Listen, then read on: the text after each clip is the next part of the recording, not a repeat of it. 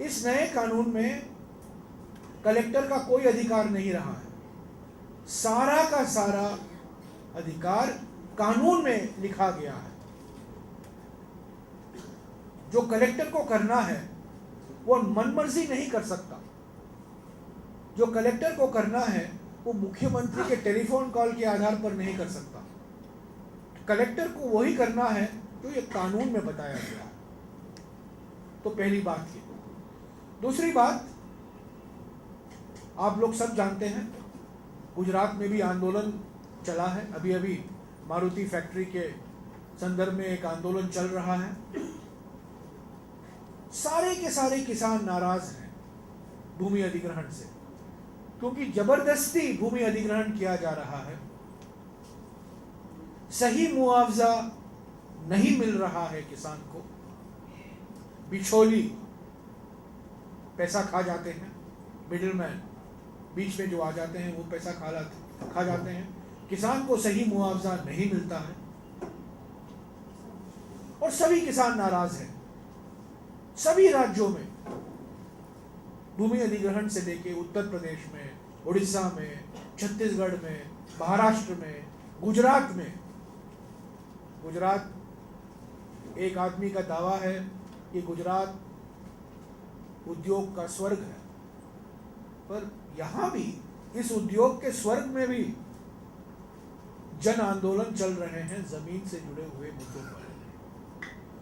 और इसलिए चल रहे हैं क्योंकि किसान नाराज हैं मुआवजे से, और किसान नाराज है कि जबरदस्ती उनका भूमि अधिग्रहण हो रहा। तीसरी बात, ज्यादा जितना चाहिए भूमि उससे ज्यादा भूमि अधिग्रहण होता है। चौथी बात, भूमि अधिग्रहण होता है और वही भूमि बेची जाती है प्राइवेट बिल्डरों को, प्राइवेट कंपनियों को, और जो मूल्य होता है, अधिक मूल्य होता है, वो किसान को नहीं जाता, वो बिचौली खा लेता है। अगली बात, सरकारें भूमि अधिग्रहण करती हैं और उस जमीन पर बैठ जाती हैं। 20, 25, 30 साल तक उस भूमि का कोई इस्तेमाल नहीं होता।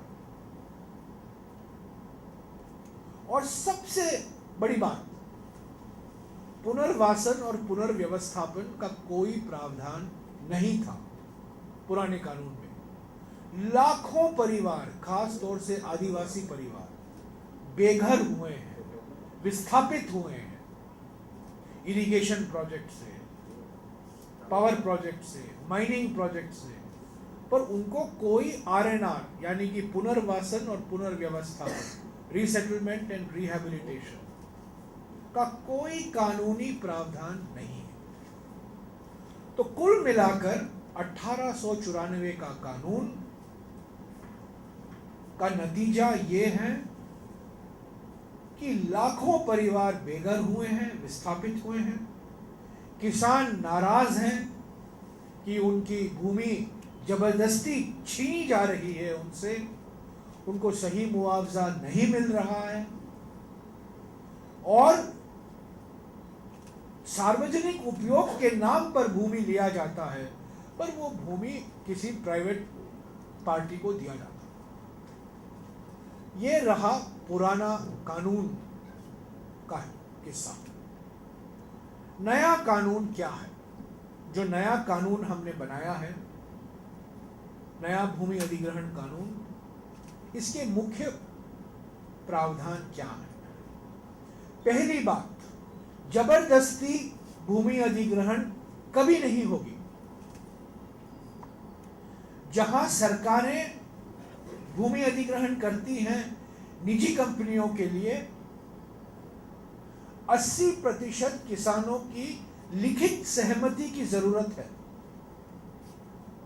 प्राइवेट कंपनियों के लिए जब सरकारें भूमि अधिग्रहण करती हैं, 80%, 80% लिखित अनुमति की जरूरत है भूमि अधिग्रहण के पहले। और जहां पब्लिक प्राइवेट पार्टनरशिप है, पीपीपी प्रोजेक्ट है, तो 70% किसानों की अनुमति की जरूरत है लिखित में। तो पहली बात, जबरदस्ती अधिग्रहण कभी नहीं होगा। किसान के अनुमति के बाद ही,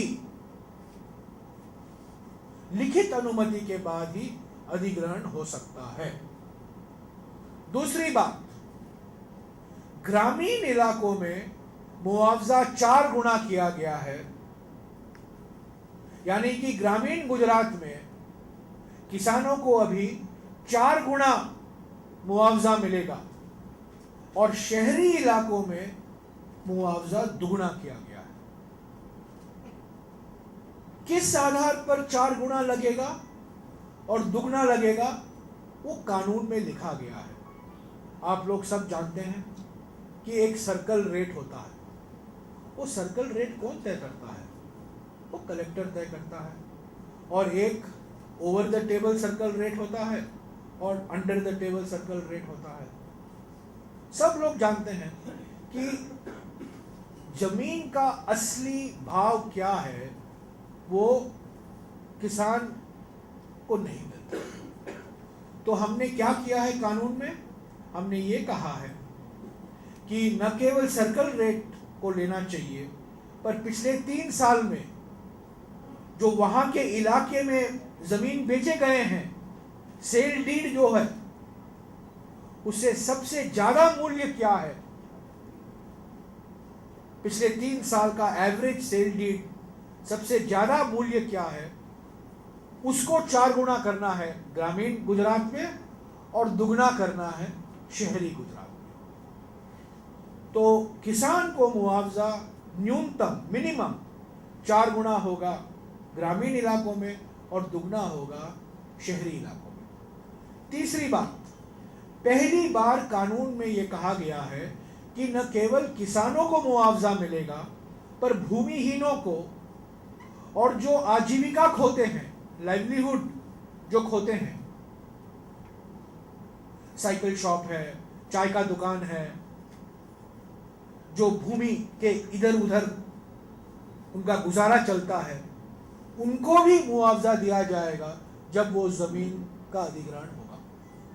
तो भूमिहीन, खेत मजदूर और जो आजीविका खोते हैं, उनको भी मुआवजा दिया जाएगा। चौथी बात, पहली बार स्वतंत्र भारत के इतिहास में किसी कानून में पुनर्वासन और पुनर्व्यवस्थापन के प्रावधान किए गए हैं।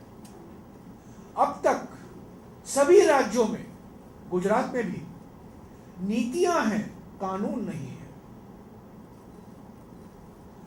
कहीं भी कानून नहीं है। पहली बार कानून में पुनर्वासन और पुनर्व्यवस्थापन के प्रबंध किए गए हैं। पुनर्वासन और पुनर्व्यवस्थापन की परिभाषा दी गई है। 25 ऐसे प्रक्रियाएं हैं पुनर्वासन और पुनर्व्यवस्थापन से जुड़े हुए, जिनकी शुरुआत के बिना भूमि अधिग्रहण नहीं हो सकता।